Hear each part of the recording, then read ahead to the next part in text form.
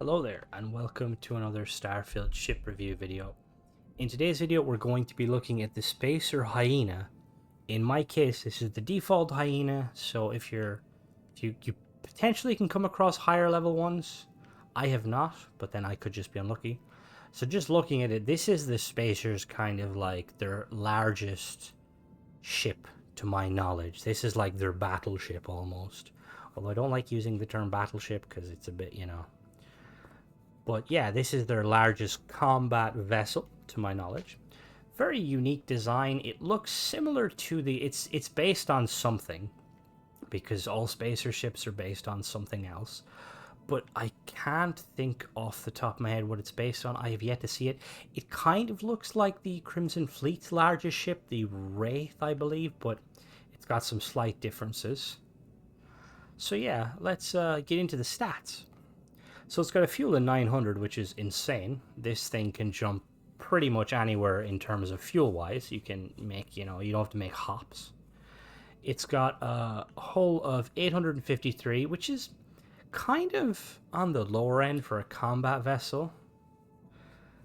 You'd kind of be hoping for a little bit more. And then cargo capacity only has 1,000, which again, it's kind of low, but then it's supposed to be a combat vessel, so you can kind of understand it. So it's got a C-class reactor with 18 power. That is absolutely abysmal. I would immediately rip that reactor out and put in a better one, because 18 power, you're barely going to be able to power those engines. Yeah, it's got a crew of 6, which is really nice. I'm assuming that's coming from the extremely large and badass bridge.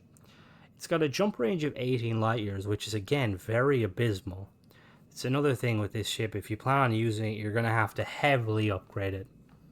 Because 18 light years, you can jump in the settled systems. You could probably jump around, but good luck trying to jump anywhere exploring.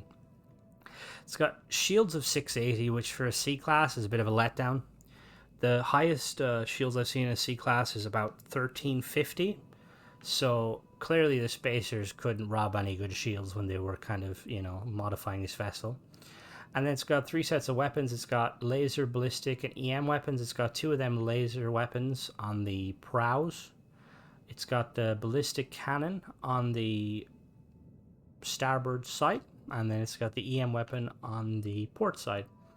So obviously I'm buying this ship, but that's just because when I do these reviews, I like to sell it so I can see the base stats, because I have perks that change things. If you're going to want to get this ship, your best thing to do is to go to the far out systems, preferably the ones that are red, and then you jump around, do in-system jumps to each planet, and eventually random encounters will happen. Keep doing it until you come across spacers attacking you. And this is like quite a common ship, so you should be able to come across this fairly easily and then just disable the engines and board it. This is a very large ship. Very cool looking ship all the same.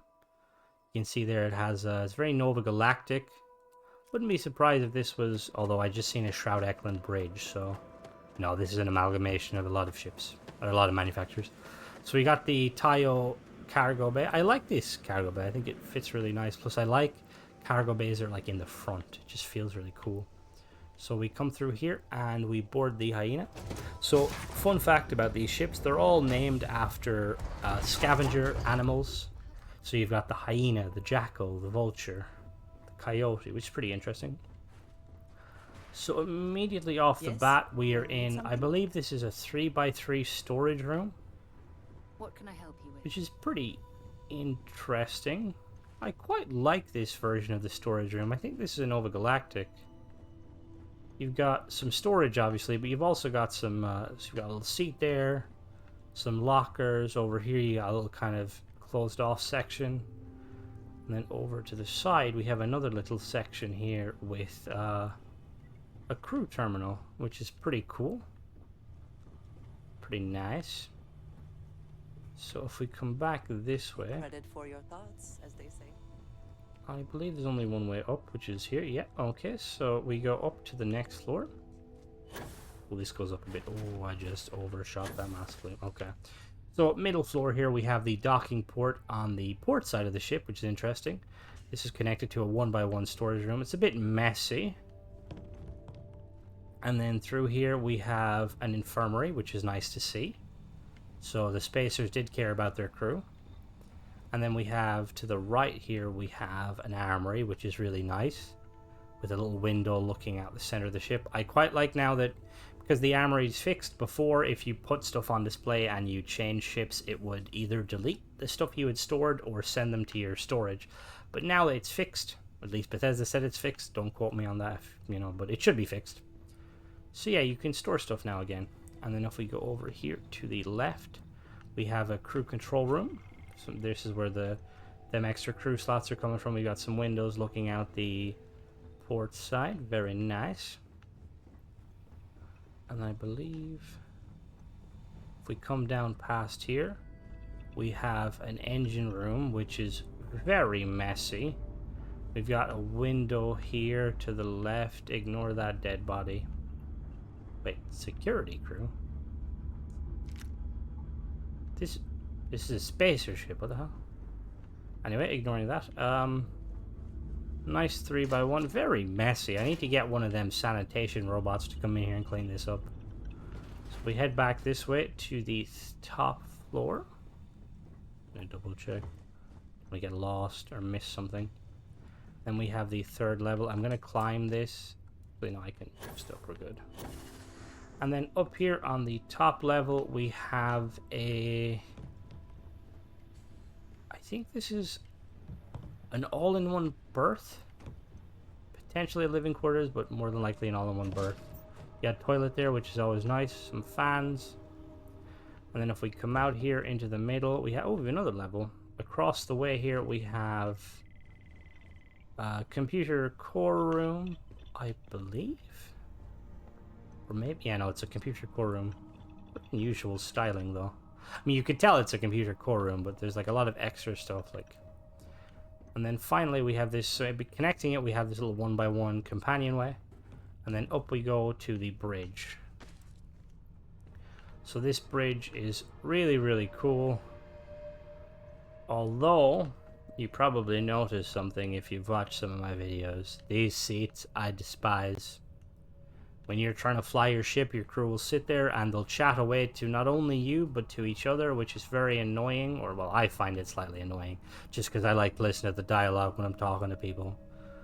But yeah, aside from that, really cool bridge. You got a lot of viewports here, so you can see out everywhere.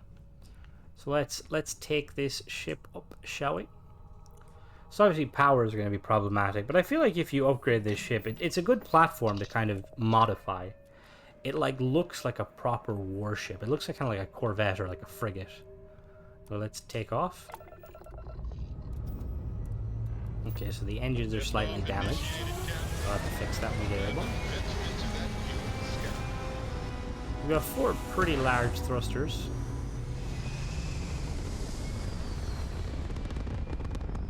So once we're in space, I'm going to pause while I fix the engines. We're locking into orbit now.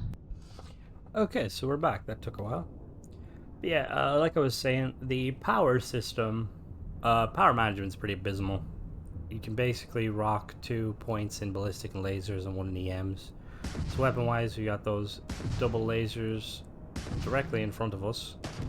We've got a ballistic to the right side, and then we've got an EM to the left side. So if you plan on using this ship, upgrade the reactor and potentially the shield. Let's do a quick speed test. It's probably going to cap out about 130.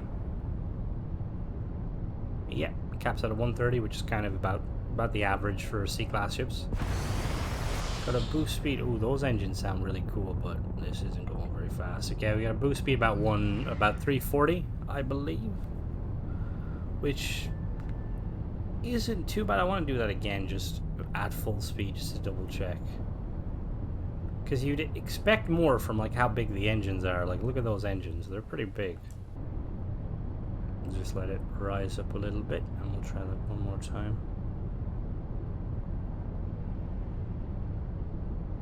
So what do we hit?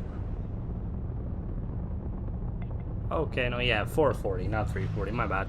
That's pretty decent. Like, average is about 500, so it's a little bit under average. Let's do a quick agility test so we get a pitch. Surprisingly fast, like not extremely fast. It's probably like a 5, which doesn't sound fast, but for given how big it is, like it's quite average, which is pretty interesting. And if we do a yaw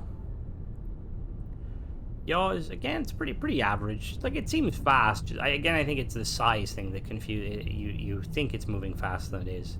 Roll is actually quite fast though. Okay, that was the ship itself. We're going to quickly go to the planet and do a teardown. Alright, so here we are with the teardown. So 3 layers as usual.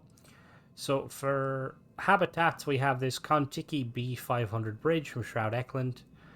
Underneath it, it's hard to see, but you have a Nova Galactic 1x1 companionway. And then you have a Nova Galactic all-in-one berth 2x1B. And a Nova Galactic computer core 2x1. And then you've got some portholes here and here.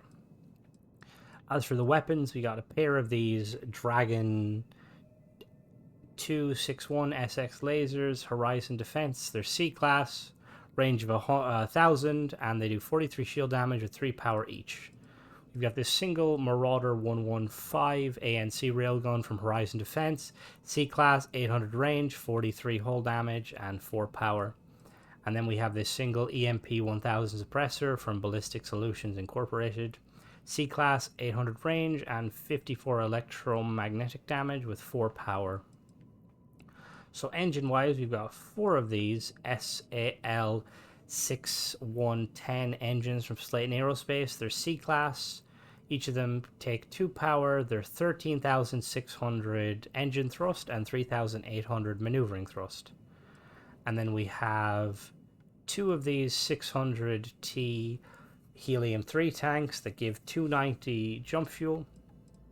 And then we have 2 of these Titan 550 helium-3 tanks from Nautilus that give 160. And then as for like the aesthetics, we have 4 of these Nova bracers, 2 here and then 2 on the other side. We have 2 of these Nova wing ports, 2 on each side. And then we have 1 of these HopeTech Pipe A mid, and then we have a Nova engine strut. And we also have these little Nova thruster array ports here, which look cool, but they're not being piped by anything, so that's a bit weird. They give off a little kind of gas.